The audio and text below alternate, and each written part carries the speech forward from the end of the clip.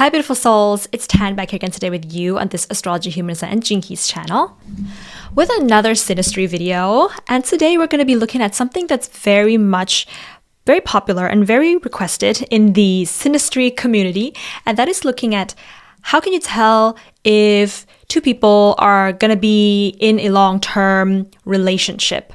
So this video is going to show if two people want to have some kind of long-term involvement with each other or not.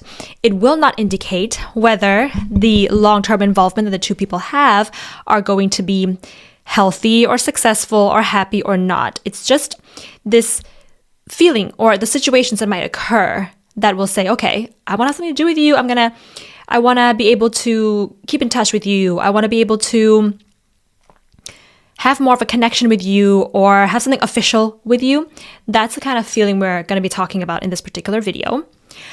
So I'm back to doing Synastry readings. If you guys are interested, then you can visit the link in the description box below and also in the comment section.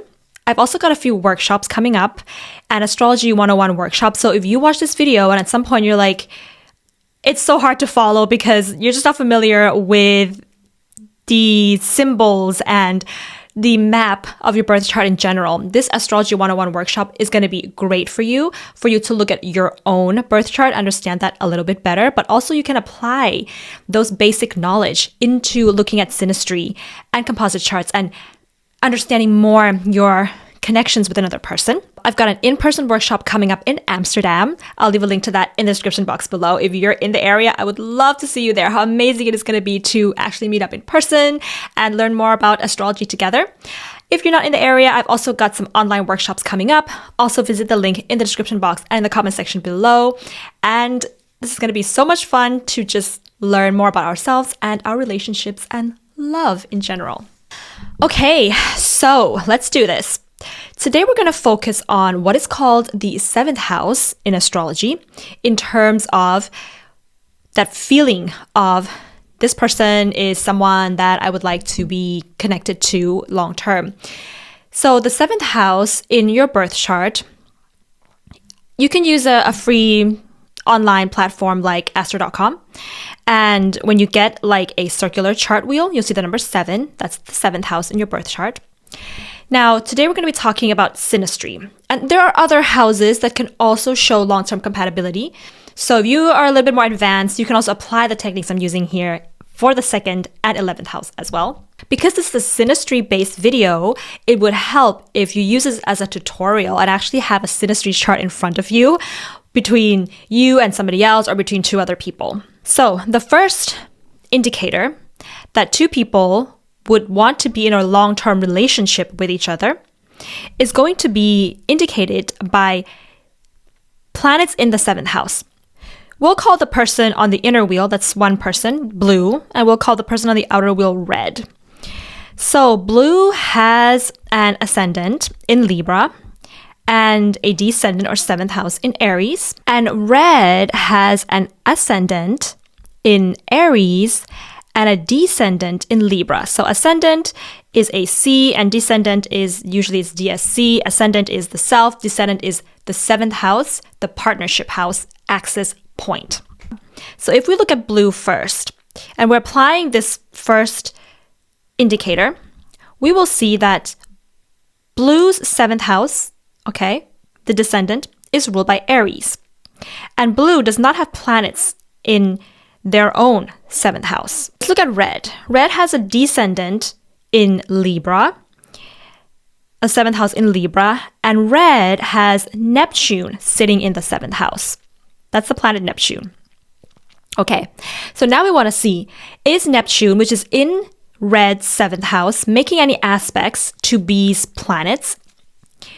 So we see that Neptune, red's Neptune, is conjunct blue's ascendant. That's the first aspect we're seeing. We also see that red's Neptune is square to blue's Venus and also sextile to blue's Jupiter. So this is already going to create a very strong romantic attraction and a need to, do romantic things together, especially coming from red, who is a Neptune person. So that's the first indicator that we're looking at. This one is like going to tick the first box, right? Okay, the second indicator that we're going to be looking at is when someone's planets falls into the other person's 7th house. Let's look at Blue's 7th house, which we knew it was in Aries.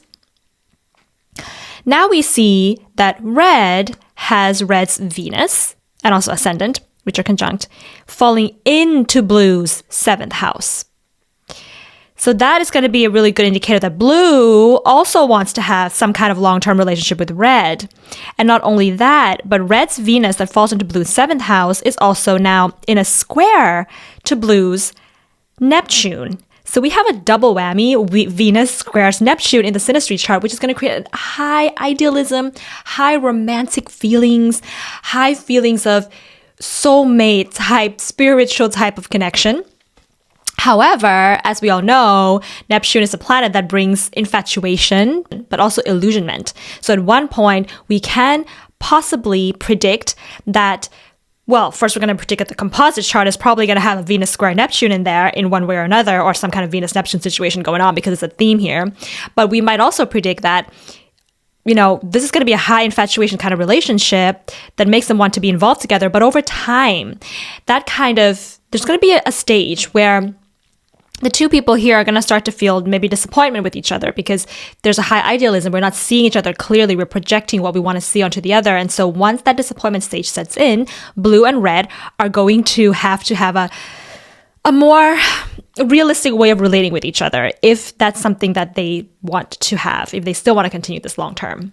And not only that, but we can also see that Red's Venus, which is in Blue's 7th house, is also in a trine to Blue's Mars, which is also really great for sexual compatibility.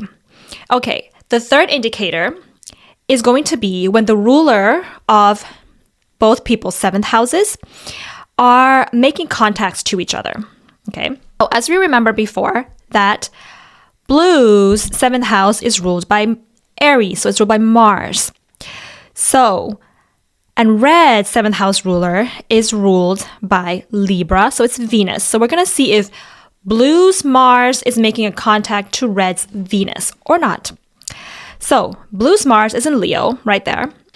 And Red's Venus, it's about 21 degrees of Aries. And as you can see, they're making a trine. We just saw that previously as well. And so this is going to be about a 2 degrees orb trine, which is decent for a trine. It's good, close enough for a trine. So therefore, we can also tick the third box that the ruler of Blue's 7th house, which is Mars, and the ruler of Red's 7th house, which is Venus, are making a trine and aspect to each other. It's a harmonious aspect. So this is really great for feeling like this person is going to be somebody that I definitely want to have a long-term romantic and sexual relationship with.